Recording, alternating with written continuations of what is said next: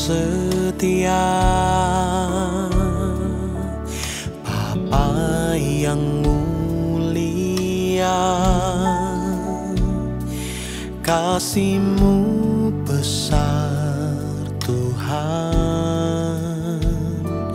Kau pulihkan hidupku, Kaulah harapanku, hidupku dalam-Mu. Terima kasih Tuhan, Kau selamatkan hidupku. Dengan apa kan ku balas segala kebaikan-Mu? Segenap hatiku menyembah-Mu Yesus, ku bersyukur padamu selamanya.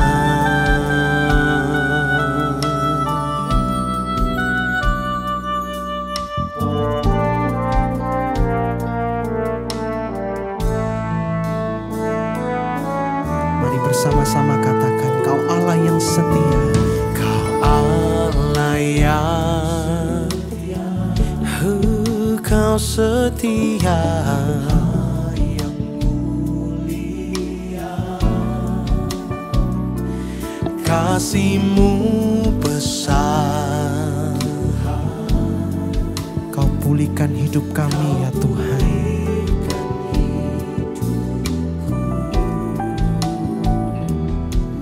Kaulah harapanku, hidupku dalam-Mu. Berapa banyak mau berterima kasih? Angkat tanganmu. Oh Tuhan, Kau selamatkan hidupku. Dengan apa kan ku balas segala kebaikan-Mu? Segenap hatiku menyembah-Mu Yesus, ku bersyukur padamu. Dengan apa kan ku balas segala kebaikan-Mu? Segenap hatiku menyembah-Mu Yesus, ku bersyukur padamu selamanya.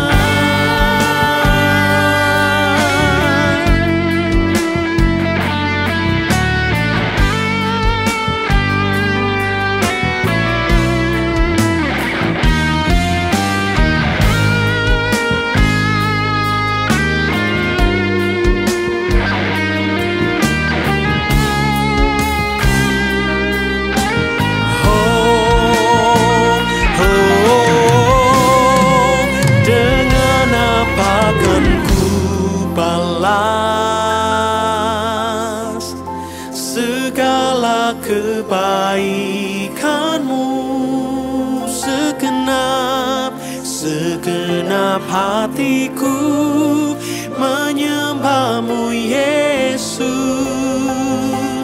ku bersyukur. Oh, ini pujianku.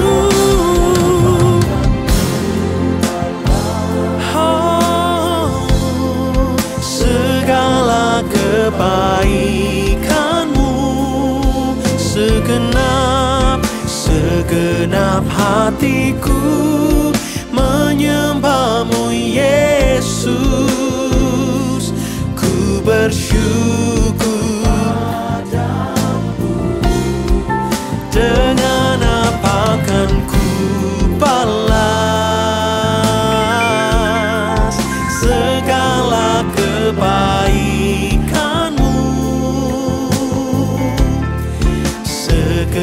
segenap hatiku menyembah-Mu Yesus. Ku bersyukur. Segenap hati kami menyembah Engkau. Segenap hatiku menyembah-Mu Yesus. Ku bersyukur. Oh, segenap hatiku, segenap hatiku menyembah-Mu Yesus. Ku bersyukur padamu selamanya.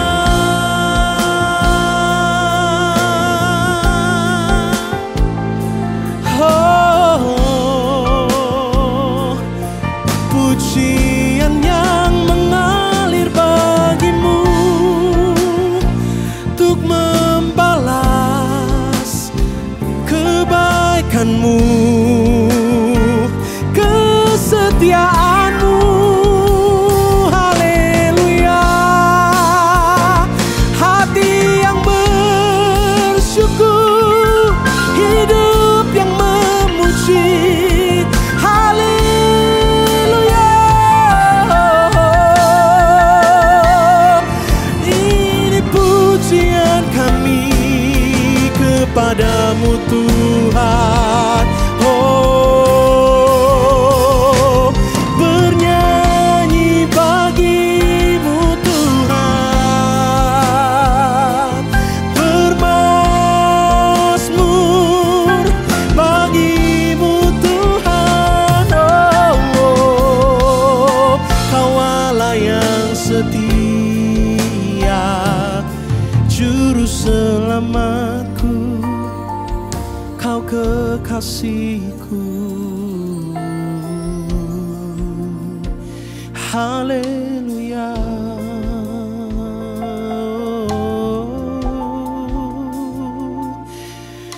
Kau bangkit bagi kami Tuhan,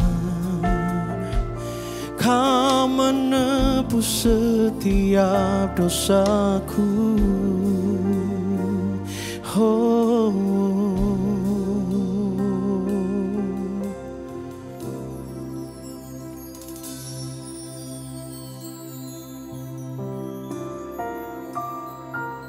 ini pujian kami kepadamu Tuhan.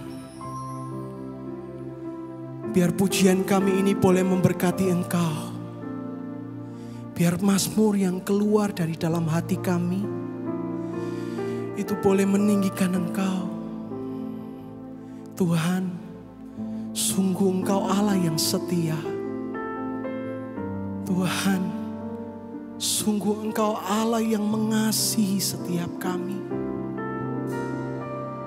Tuhan, ini kami berikan hati kami sebagai korban persembahan.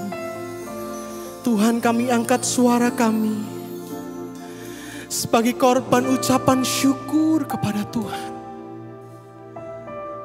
Dengan apa kami dapat membalas kesetiaan-Mu, anugerah yang selalu baru dalam hidup kami. Selain kami beri hati dan hidup untuk menyembah Engkau. Dengan apa kan ku balas segala kebaikan-Mu?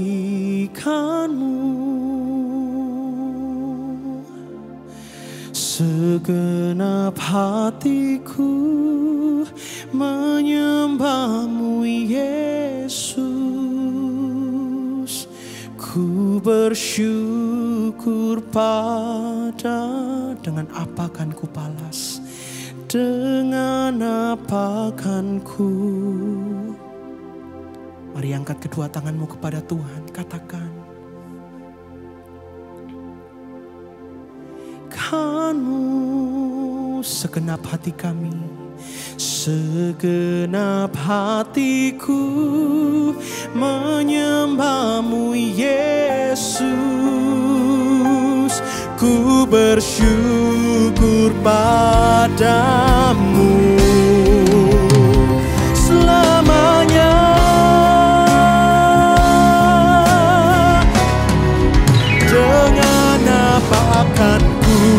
balas oh segala. Ini pujianku, segenap hatiku menyembahmu Yesus. Ku bersyukur. Satu kali lagi Bapak Ibu saudaraku, dengan apa? Dengan apa akan ku balas segala kebaikanmu?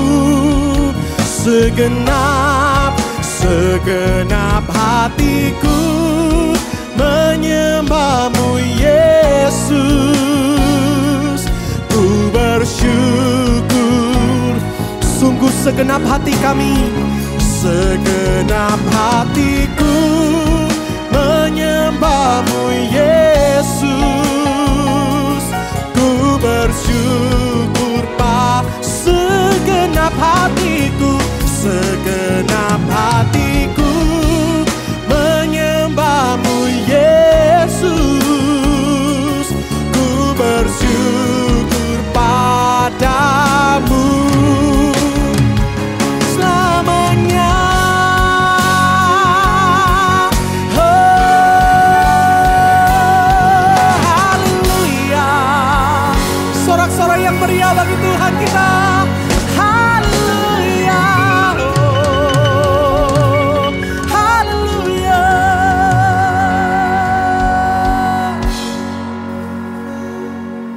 Berikan semua yang terbaik kepadamu dalam nama Tuhan Yesus. Setiap kita berkata, amin.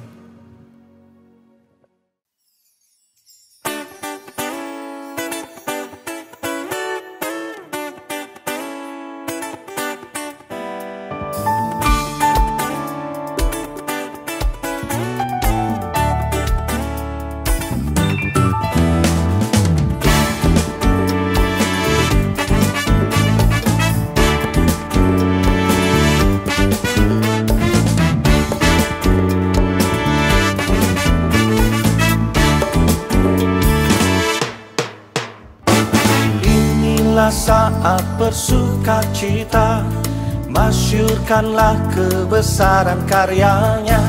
Ini saat, ini waktunya, keselamatan telah datang.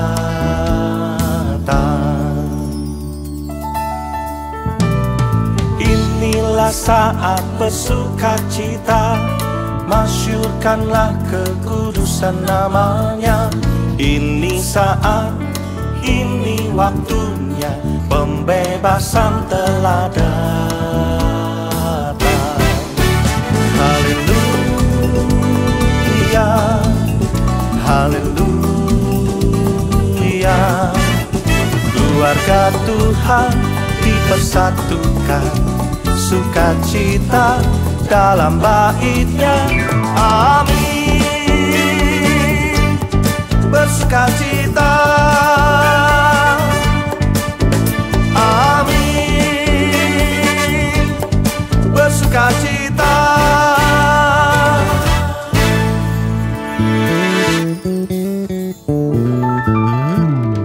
Inilah saat bersukacita, masyurkanlah kebesaran karyanya. Ini saat, ini waktunya, keselamatan telah datang. Lagi katakan bersama. Inilah saat bersukacita, masyurkanlah kekudusan namanya. Ini saat, ini waktunya, pembebasan telah datang. Semua haleluya, haleluya. Keluarga Tuhan dipersatukan, sukacita dalam bait-Nya. Amin. Bersukacita. Amin. Bersukacita.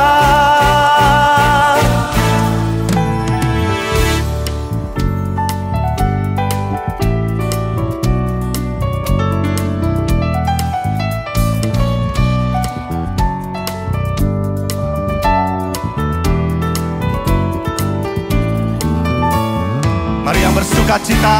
Haleluya, haleluya. Keluarga Tuhan dipersatukan, sukacita dalam bait-Nya. Amin. Bersukacita. Amin. Bersukacita. Amin. Bersukacita. Amin. Bersukacita. Hey! Amin. Bersukacita. Amin. Bersukacita. Sorak-sorai bagi Dia.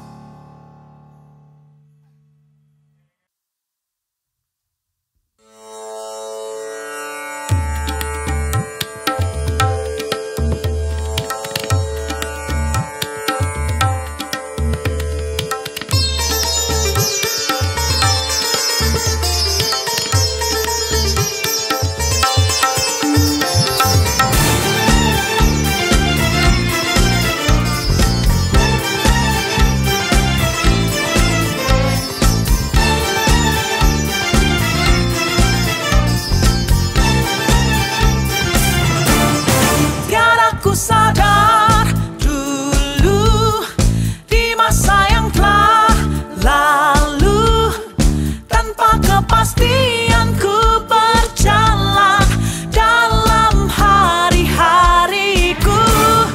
Banyak luka hidupku menghalangi langkahku, hingga cahayamu hampiriku dan pulihkan hidupku. Damai dengan Allah, terima anugerahnya, Dia ubahkan semua kelam hidupku. Damai dengan Allah, terima anugerahnya, berikan harapan yang baru.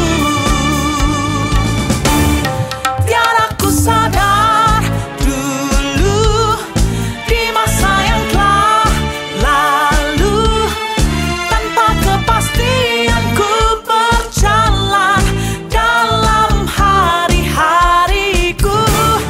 Banyak luka hidupku menghalangi langkahku, hingga cahayamu hampiriku dan pulihkan hidupku.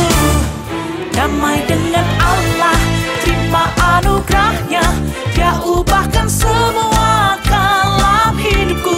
Damai dengan Allah, terima anugerahnya, berikan harapan yang baru.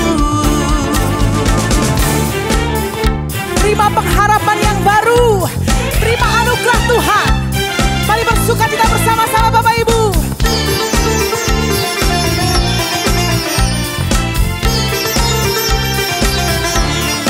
Damai dengan Allah, terima anugerahnya, Dia ubahkan semua kelam hidupku. Damai dengan Allah, terima anugerahnya, berikan harapan yang baru. Damai dengan Allah, terima anugerahnya, Dia ubahkan semua kelam hidupku. Damai dengan Allah, terima anugerahnya, berikan harapan yang baru. Damai dengan Allah.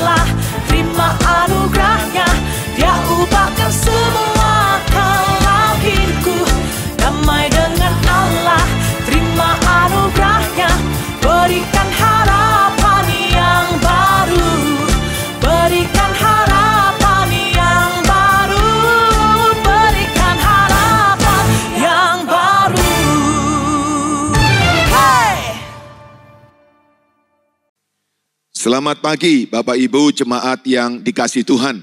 Saya Pendeta Nathanael Prayogo. Dengan sukacita saya bisa bersama-sama berbagi dengan Bapak Ibu di dalam ibadah pada hari ini, Minggu 4 April 2021.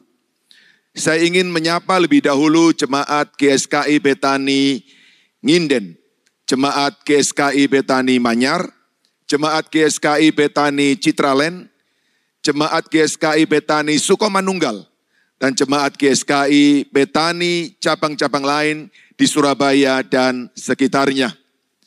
Shalom buat kita semua, senang berjumpa kembali di dalam perayaan Paskah pada hari ini. Bapak Ibu, perayaan Paskah adalah perayaan yang terbesar bagi kita orang percaya. Karena di perayaan Paskah ini kita memperingati kebangkitan Yesus Kristus yang tidak ada duanya, yang tidak ada yang mengalami yang sama di seluruh muka bumi ini.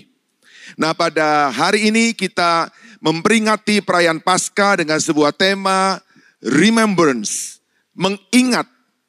Apa yang perlu kita ingat, apa yang bisa menjadi dasar dalam iman Kristen kita akan melihatnya bersama-sama pada hari ini. Bapak Ibu yang dikasihi Tuhan, dalam hidup kita ada banyak hal yang harus kita lupakan, yang tidak boleh terus menghantui pikiran kita. Hal-hal yang buruk, pengalaman-pengalaman di masa lalu yang menyakitkan, mari kita tinggalkan karena itu tidak membawa manfaat dalam hidup kita. Tetapi ada hal-hal yang harus kita ingat, bahkan yang harus kita ingat sepanjang umur hidup kita. Mari kita buka Alkitab kita bersama-sama di dalam 1 Korintus pasal yang ke-11, ayat yang ke-23 sampai dengan ayat yang ke-25. Di sini Paulus memberitahukan kepada kita apa yang harus kita ingat. Bahkan yang harus kita ingat di sepanjang umur hidup kita. Paulus berkata, sebab apa yang telah kuteruskan kepadamu, telah aku terima dari Tuhan. Yaitu bahwa Tuhan Yesus pada malam waktu ia diserahkan, mengambil roti dan sesudah itu, ia mengucap syukur atasnya. Ia memecah-mecahkannya dan berkata, inilah tubuhku yang diserahkan bagi kamu. Perbuatlah ini menjadi peringatan akan aku. Demikian juga ia mengambil cawan sesudah makan, lalu berkata, cawan ini adalah perjanjian baru yang dimeteraikan oleh darahku. Perbuatlah ini setiap kali kamu meminumnya, menjadi peringatan akan aku. Bapak Ibu, Rasul Paulus mengutip apa yang disampaikan oleh Yesus pada perjamuan terakhir. Dan pada waktu itu Yesus mau supaya para murid-muridnya dan kemudian kita semua sebagai pengikutnya untuk mengingat apa yang dia buat untuk kita. Untuk mengingat bagaimana dia telah melakukan sesuatu yang begitu berdampak bukan hanya di bumi, tetapi sampai pada kekekalan. Nah, apa yang perlu kita ingat Bapak Ibu? Saya ingin mengajak kita semua untuk kembali merenungkannya, karena apa yang kita ingat akan sangat mempengaruhi bagaimana pemikiran kita, bagaimana perkataan kita, bagaimana tindakan kita, dan bagaimana hidup kita. Bapak Ibu yang dikasihi Tuhan, kita harus mengingat di dalam perayaan Paskah ini adalah apa yang Tuhan berikan kepada kita. Mari kita lihat sebuah ayat yang menjadi inti daripada kekristenan, inti daripada seluruh Alkitab. Kita membuka dalam Yohanes pasal yang ketiga, ayat yang ke-16. Yohanes 3 ayat yang ke-16 mengatakan, karena begitu besar kasih Allah akan dunia ini, sehingga ia telah mengaruniakan anaknya yang tunggal, supaya setiap orang yang percaya kepadanya tidak binasa, melainkan beroleh hidup yang kekal. Bapak Ibu, ayat ini luar biasa. Karena dari ayat inilah kita akan mengingat apa pemberian Allah untuk kita. Apa yang Tuhan sediakan untuk umat manusia. Bapak Ibu, dalam ayat ini Allah sedang menawarkan keselamatan kepada orang yang sangat pantas untuk mendapatkan hukuman, yaitu Anda dan saya. Anda bisa bayangkan bahwa di dalam status kita sebagai orang berdosa, kita sudah selayaknya dihukum. Bahkan dihukum kekal selama-lamanya. Tetapi Allah di dalam kasih-Nya menawarkan keselamatan kepada kita. Kalau tawaran itu diberikan kepada orang yang baik, kalau tawaran itu diberikan kepada umat pilihannya, itulah tawaran yang wajar. Tetapi tawaran diberikan kepada orang-orang yang jauh dari Dia, bahkan yang menjadi musuhnya. Inilah yang disebut dengan kasih Allah kepada manusia, yaitu Dia menawarkan keselamatan. Bapak Ibu, Allah tidak memberikan malaikatnya. Allah tidak memberikan nabinya. Allah tidak memberikan pengajar moral atau pemimpin agama untuk menyelamatkan manusia. Tetapi Allah memberikan anaknya yang tunggal. Atau dengan kata lain, Allah memberikan dirinya sendiri. Karena ungkapan anak Allah adalah menyatakan tentang pribadi Allah sendiri.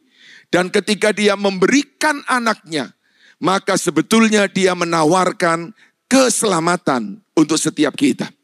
Bapak Ibu, sebagai orang percaya kita sudah sangat familiar, sangat biasa dengan keselamatan, diselamatkan. Tetapi sesungguhnya apa yang kita bisa mengerti, apa yang ada di dalam keselamatan itu. Bapak Ibu, saya ingin mengajak kita pada hari ini untuk melihat bahwa sesungguhnya tidak sesederhana ketika kita mengucapkan, saya diselamatkan, saya menerima Yesus, sehingga saya pasti selamat. Tidak sesederhana itu. Keselamatan di dalam Alkitab memberi kepada kita ada banyak hal yang di dalamnya kita harus pahami. Dan dalam kesempatan pada hari ini, mari kita mengingat kembali apa yang ada di dalam keselamatan. Paulus menjelaskan dengan begitu luar biasa Bapak Ibu. Roma pasal yang ketiga, ayat yang ke-24 dan 25. Ini sebuah pemahaman yang begitu komprehensif tentang keselamatan. Paulus diberikan hikmat Roh Kudus dan dia bisa menjabarkan dengan begitu detail, tapi juga sekaligus begitu singkat tentang keselamatan. Mari kita lihat Roma pasal yang ketiga, ayat yang ke-24 dan 25. Dan oleh kasih karunia, kamu telah dibenarkan dengan cuma-cuma. Karena penebusan di dalam Kristus Yesus. Kristus Yesus telah ditentukan Allah menjadi jalan pendamaian karena iman di dalam darahnya. Dua ayat yang syarat dengan apa yang ada di dalam keselamatan. Keselamatan bukan hanya sesuatu yang tunggal, tetapi di dalamnya ada banyak hal yang harus Allah lakukan supaya Anda dan saya bisa diselamatkan. Allah menyelamatkan kita melalui 3 tindakan di dalam satu peristiwa. Yang pertama, Allah membenarkan kita. Dia melakukan pembenaran. Yang kedua, Dia melakukan penebusan. Dan yang ketiga, Dia melakukan pendamaian. Jadi keselamatan bukan hanya tunggal. Di dalamnya ada unsur-unsur yang begitu sangat mendasar yang kita harus ingat pada hari ini. Semuanya itu dilakukan oleh Kristus Yesus di kayu salib dengan cuma-cuma oleh karena kasih karunia yang Dia berikan kepada kita. Nah, hari ini saya ingin mengajak kita semua untuk melihat secara ringkas apa yang ada pada masing-masing unsur keselamatan itu. Yang pertama Bapak Ibu, unsur keselamatan adalah Allah membenarkan kita. Justification. Ini adalah sesuatu yang luar biasa Bapak Ibu. Justification, pembenaran adalah istilah hukum. Yang berarti dibenarkan atau dinyatakan tidak bersalah. Sehingga seolah-olah saya tidak pernah berdosa. Bapak Ibu bayangkan, orang berdosa dinyatakan oleh Allah sebagai orang yang seolah-olah tidak pernah berdosa. Ini sesuatu yang luar biasa, saudara-saudara. Kebalikan dari pembenaran adalah penghukuman. Penghukuman memang sudah layak diberikan karena kita orang berdosa. Dan setiap dosa membawa hukuman. Dan jelas Alkitab berkata bahwa hukuman dosa, upah dosa adalah maut. Upah dosa adalah kematian. Jadi sudah selayaknya kalau sebagai orang berdosa kita diberikan penghukuman berupa kematian yang kekal di dalam neraka. Tetapi melalui pengorbanan Yesus, Allah menawarkan keselamatan. Karena di dalam korban Kristus, Kristus membenarkan kita. Apa yang terjadi di dalam pembenaran Bapak Ibu? Pembenaran adalah tindakan pengalihan kebenaran Kristus kepada orang percaya atas dasar karya Kristus di atas kayu salib. Dia yang benar, dia yang tidak berdosa, dibuat Allah menjadi berdosa. Kita yang berdosa diberikan kebenaran Kristus supaya kita dibenarkan. 2 Korintus pasal 5 ayat 21 dengan sangat jelas memberitahu kepada kita. Dia yang tidak mengenal dosa telah dibuatnya menjadi dosa karena kita. Supaya di dalam dia kita dibenarkan oleh Allah. Bapak Ibu, pembenaran adalah unsur pertama di dalam keselamatan. Karena kalau kita tidak pernah dibenarkan, atau dengan kata lain kita masih diberikan status sebagai orang berdosa, orang yang harus dihukum, tidak mungkin kita diselamatkan. Itu sebabnya dosa kita, pelanggaran kita, kesalahan kita harus ditanggung oleh seseorang. Dan Yesus melakukannya. Dan sebagai gantinya, kebenaran Yesus diberikan kepada kita. Nah saudara-saudara, ketika di atas kayu salib, Yesus tuntas melakukan semuanya, maka Allah Sang Hakim itu menyatakan kita sebagai orang yang benar. Bukan karena kita benar, tetapi karena kebenaran Kristus diberikan kepada kita dan dosa kita dipikul oleh Dia. Ketika hakim itu menyatakan kita dibenarkan, itu berarti kita dibebaskan dari tuduhan dan kita dilepaskan dari hukuman. Luar biasa. Inilah yang harus kita rayakan Bapak Ibu. Bahwa sekarang kita di dalam Yesus dibebaskan dari hukuman. Saya ingin mengatakan kepada kita semua, mari kita jangan biarkan dan beri kesempatan lagi kepada iblis untuk terus mengintimidasi kita, mengingatkan akan dosa-dosa kita, dan kemudian mengancam kita dengan tuduhan-tuduhannya. Alkitab memang berkata bahwa dia adalah pendakwa, dan memang pekerjaan pendakwa adalah mendakwa, menuduh. Tapi hari ini saya mau berkata kepada kita semua, di atas kayu salib, melalui pengorbanan Kristus, maka semua kesalahan kita telah dipikulnya, dan kebenarannya diberikan kepada kita. Jadi sekarang kita adalah orang-orang yang benar-benar dimerdekakan, dibenarkan Bapak Ibu. Nah inilah yang menjadi titik awal keselamatan. Karena tidak mungkin orang berdosa atau orang yang terhukum bisa mendapatkan hidup yang kekal. Allah telah membenarkan kita. Allah telah menguduskan kita sama sekali. Itu yang disebut dengan pengudusan secara posisi. Di dalam Yesus kita telah dikuduskan, dibenarkan. Nah, tetapi kemudian kita mengerti bahwa setelah pembenaran terjadi harus diikuti dengan pengudusan, sanctification. Ketika kita menerima Yesus, kita dibersihkan sama sekali. Dosa-dosa kita dari sepanjang hidup kita dibersihkan sama sekali. Tetapi setelah itu, kita harus berjalan di dalam kekudusan. Kita harus taat kepada pimpinan roh. Kita harus menjauhi godaan daripada dosa. Kita harus menyingkir daripada segala jebakan-jebakan kejahatan. Disitulah kita mulai berjuang dalam hidup kita untuk supaya kita tetap bisa mempertahankan kekudusan, kebenaran yang Allah berikan kepada kita. Tetapi hal pertama ini kita harus ingat bahwa sesungguhnya di dalam Yesus kita adalah orang-orang yang dibenarkan. Sementara orang-orang lain berusaha dengan segala cara, dengan perbuatannya, dengan amalnya, dengan ibadahnya, supaya menjadi benar di hadapan Allah, di dalam Yesus kita sudah dibenarkan. Ini adalah sebuah langkah awal yang penting untuk kita menerima keselamatan. Yang kedua, saudara, unsur keselamatan yang kedua, Allah bukan hanya membenarkan kita, tetapi Allah menebus kita. Redemption. Penebusan adalah istilah ekonomi yang artinya membeli kembali atau membebaskan seseorang dengan sebuah pembayaran harga. Seperti ketika seorang budak ditebus agar dapat kembali menerima kebebasannya.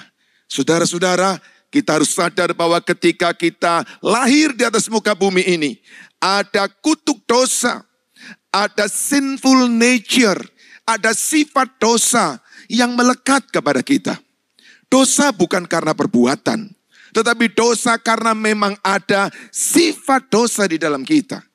Dan dosa itu memperbudak, dosa itu mengikat, dosa itu membuat orang-orang yang dikuasainya tidak bisa berbuat lain kecuali melakukan dosa.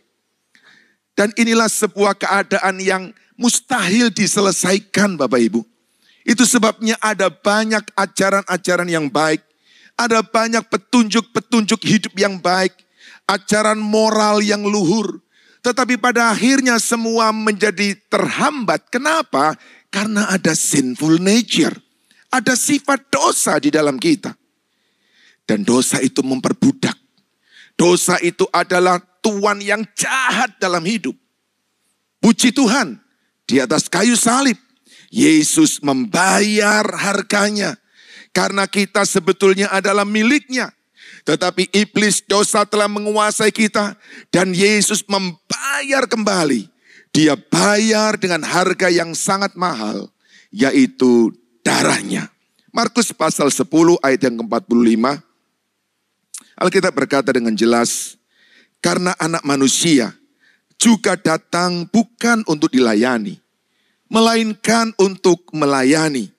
Dan untuk memberikan nyawanya sebagai tebusan bagi banyak orang. Bapak Ibu, makna keselamatan yang kedua adalah Tuhan membayar kita.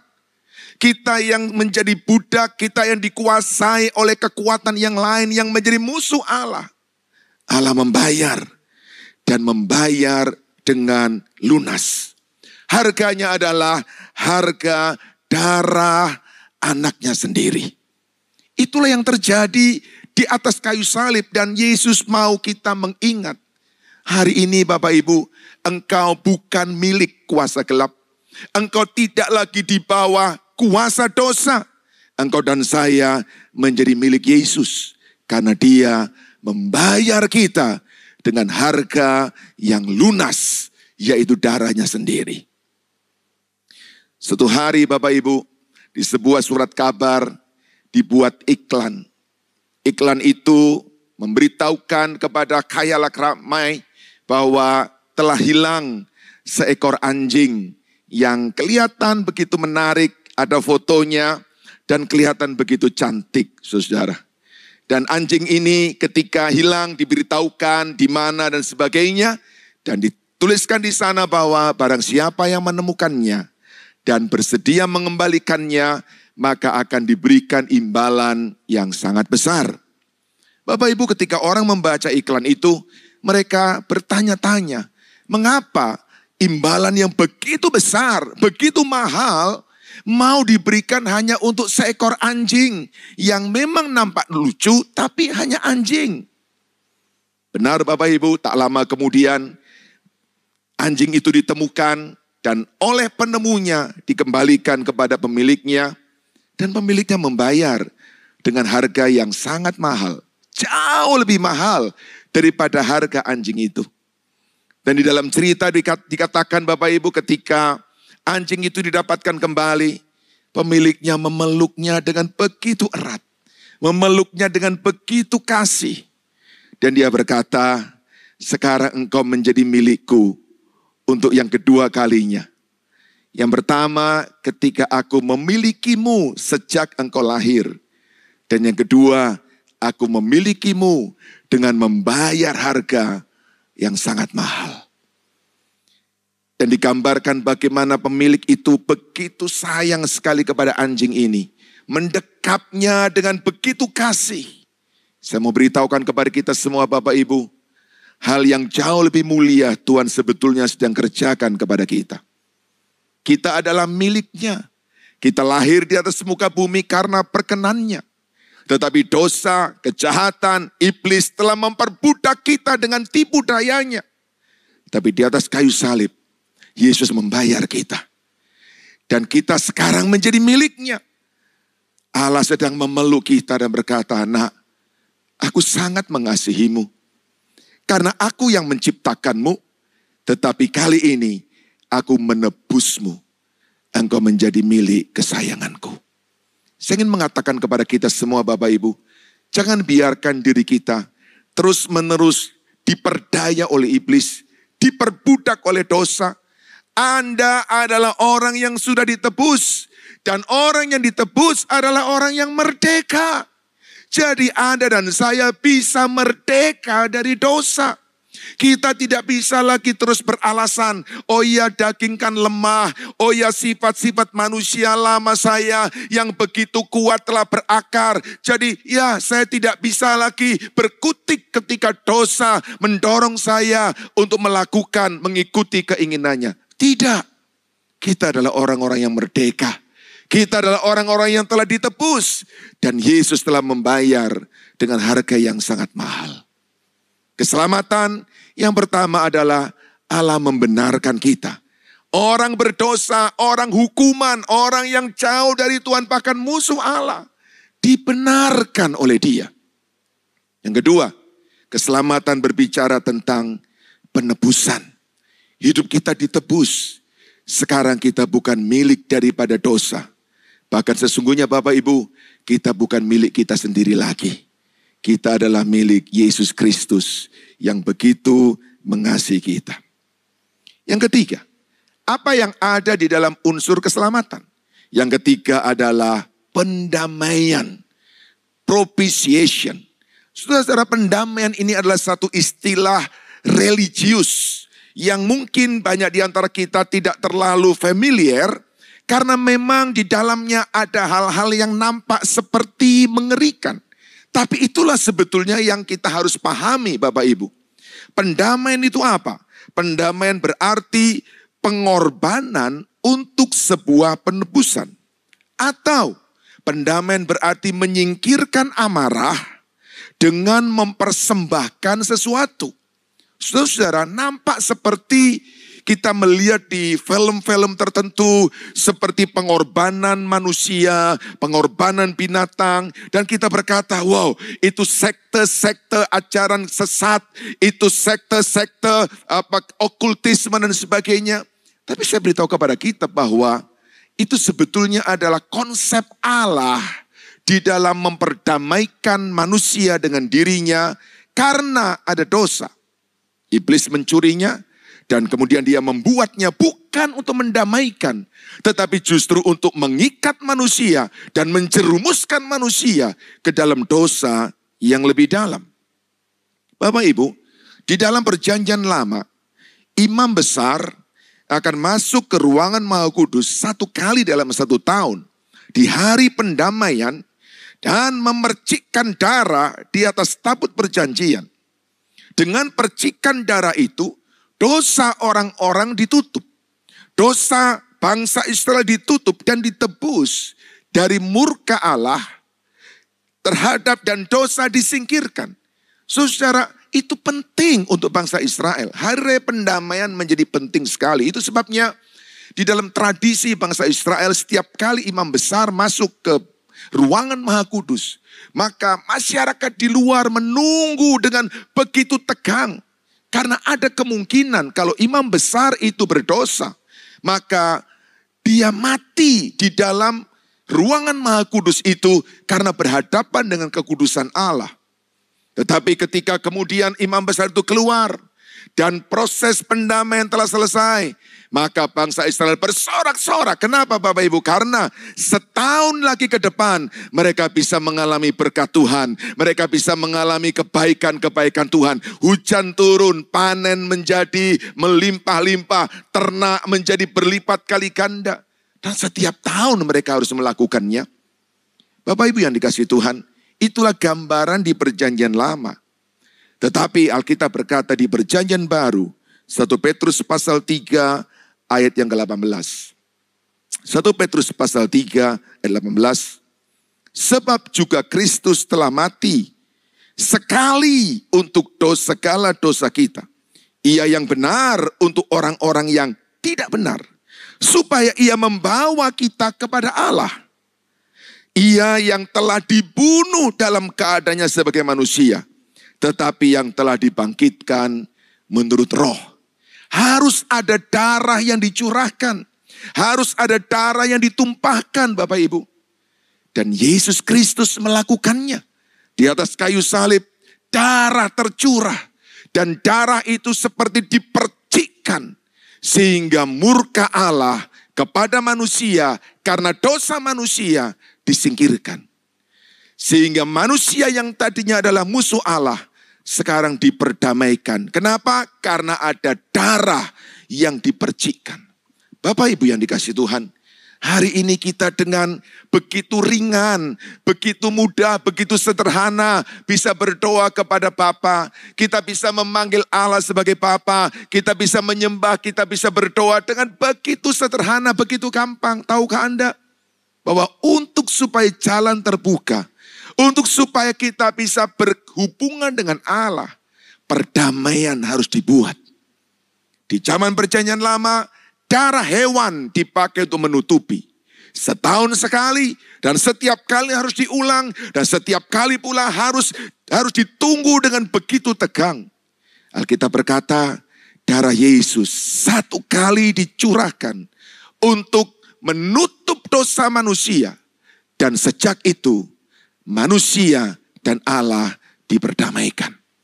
Itu sebabnya saya ingin mendorong kepada kita semua. Ayo hargai korban pendamaian yang Kristus buat. Hiduplah mendekat kepada Tuhan. Karena jalan itu sudah terbuka. Karena pendamaian telah dibuat. Jembatan itu telah disambung kembali Bapak Ibu.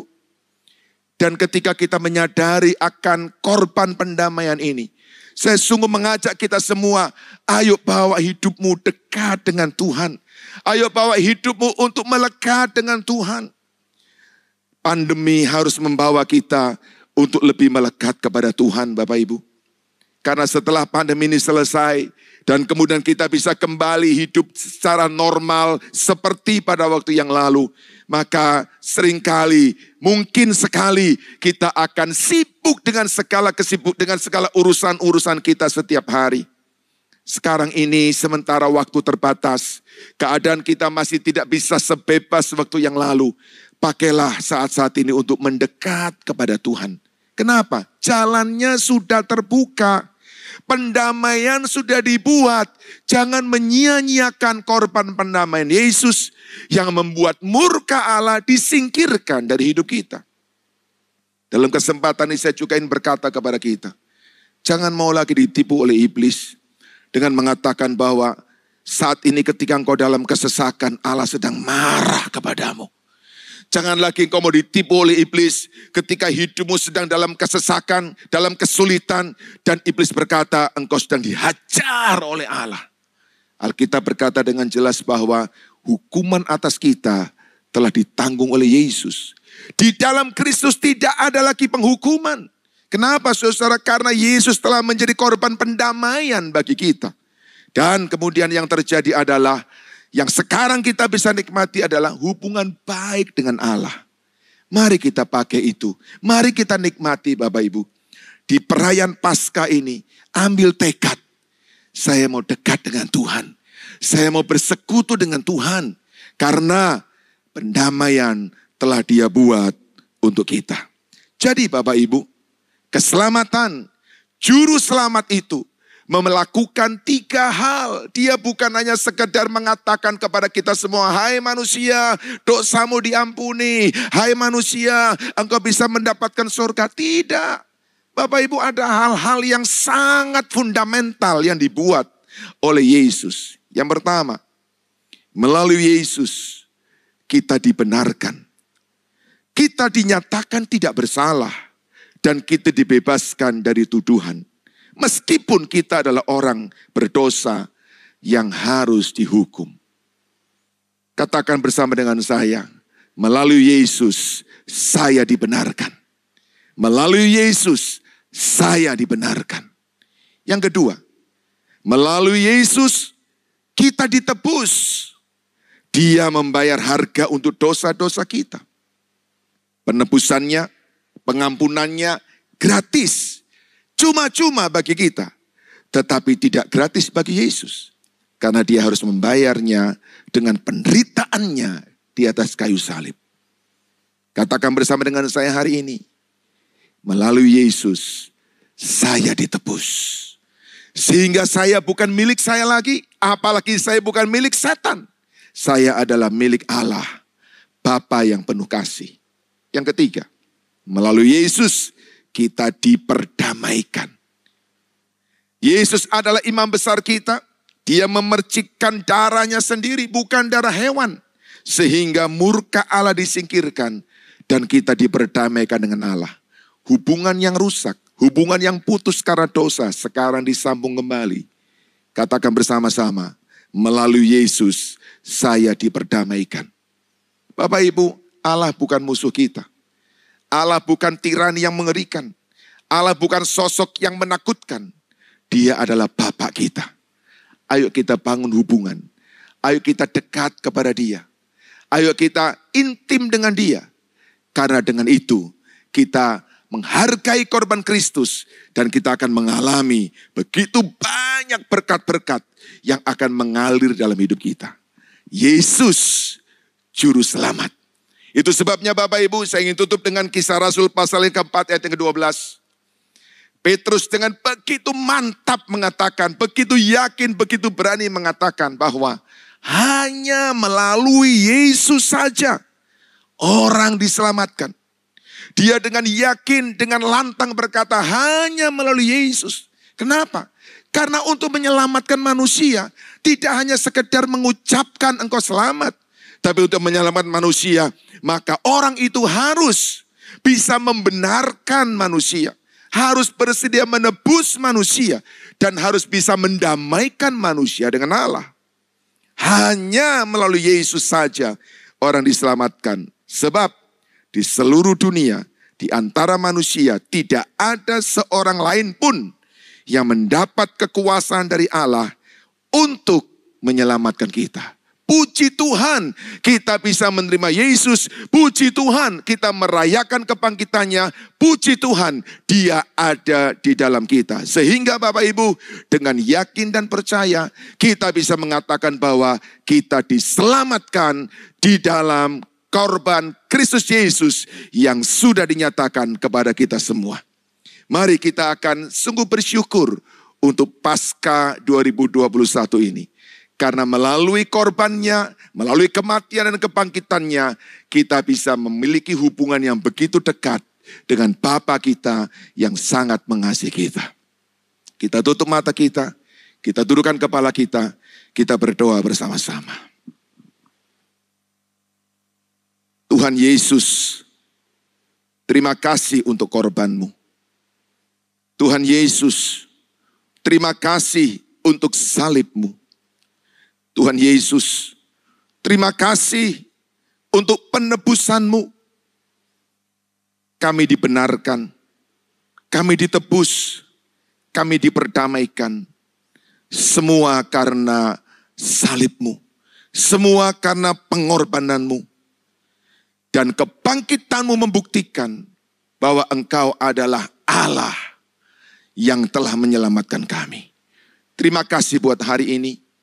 Kami mau lebih mendalami lagi dan lebih mengingat terus bagaimana keselamatan yang telah Engkau buat untuk kami. Sehingga di hari-hari ke depan Kami akan memegangnya dengan sungguh-sungguh. Kami akan terus mengingatnya betapa besar harga keselamatan yang kau telah bayar untuk kami. Dan kami akan mengingatnya sepanjang umur hidup kami.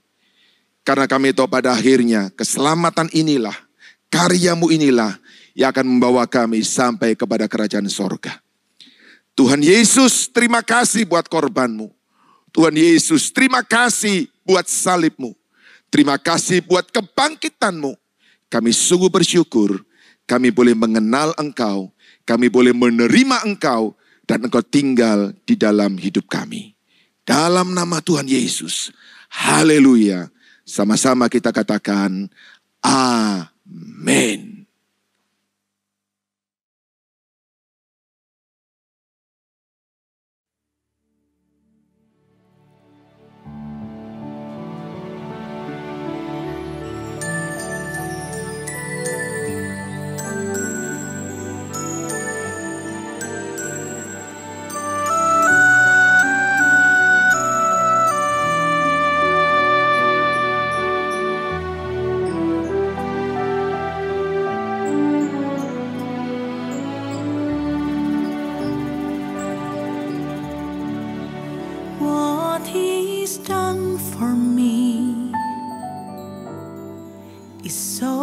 Amazing,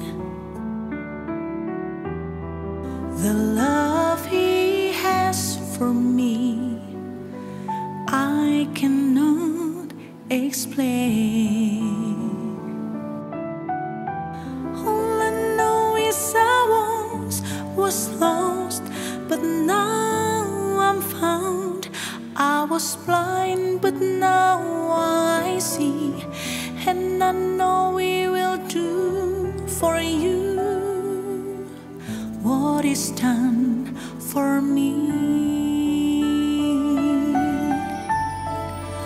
What He's done for me is so amazing.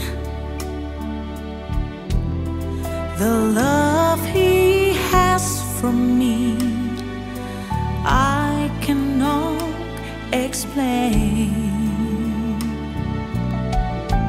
All I know is I once was lost, but now I'm found. I was blind, but now I see, and I know we will do for you what is done for me. Amazing love, amazing love,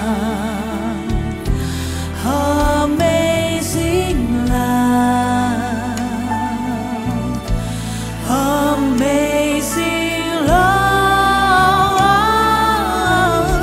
All I know is I once was lost, but now I'm found. I was blind, but now I see, and I know we will do for you what is done for me. What He's done for me is so amazing. The love He has for me, I cannot explain. All I know is I once was lost, but now I'm found.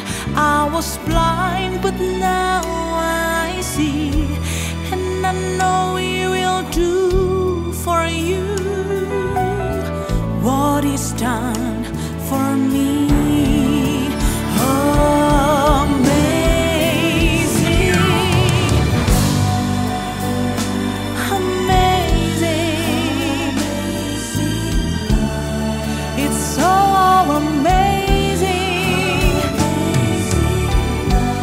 so amazing. Love,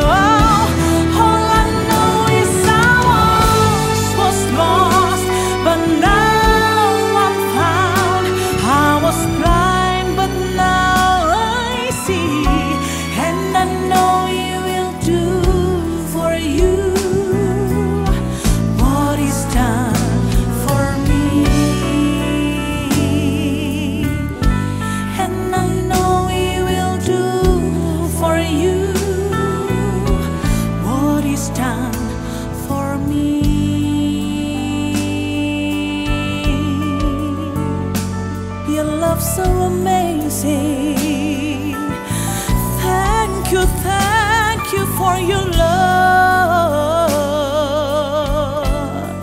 Terima kasih Tuhan buat cintamu, buat kasihmu. Your love so amazing, amazing, amazing, amazing love. Your love, Lord. Oh.